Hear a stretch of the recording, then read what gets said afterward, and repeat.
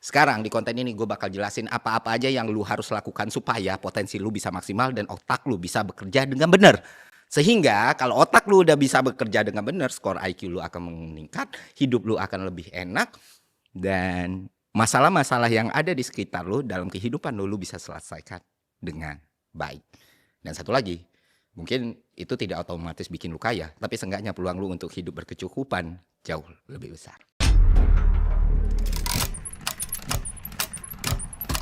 Oke, pertama main game. Dan sebagai fundamental yang paling dasar untuk bermain game adalah gue langsung mention aja catur.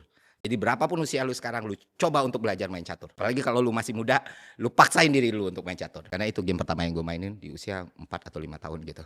Kenapa gue diajarkan main catur? Waktu itu gue dijelasin kalau di catur lu nggak cuma menyusun secara cepat dan dilatih untuk melihat keadaan tentang diri lu sendiri, tapi juga lawan lu, dan reaksi setelah lu melakukan sesuatu direspon sama lawan lu melakukan sesuatu dan respon apa yang lu akan berikan.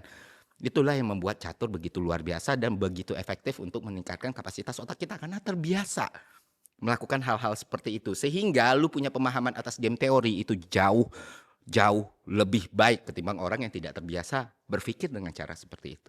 Apa itu game teori? Lu tahu ketika lu menguasai game teori dengan baik, semua posibilitas akan terbuka dalam hidup lu. Nah, ketika lu bisa nih di level bisa aja bermain catur, nggak perlu menikmati, nggak perlu lu kelas Magnus, nggak perlu, itu akan sangat membantu lu untuk beradaptasi dalam segala bentuk medan kehidupan yang lu jalani. Nah, apakah cuma game catur? Tentu tidak. Banyak lagi game-game yang memang bisa meningkatkan kapasitas otak kita. Misalnya yang paling populer, katakan Mobile Legends atau Dota gitu.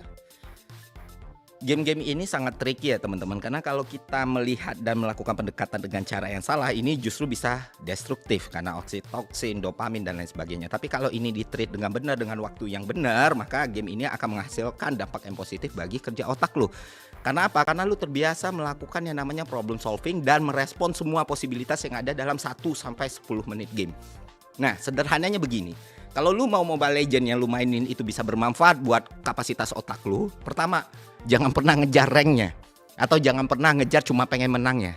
Tapi biasakan bermain gimana lu bikin gameplay yang mind blowing, gimana lu bisa ngekill dengan keadaan tertentu, dan gimana lu bisa bertahan dengan keadaan tertentu.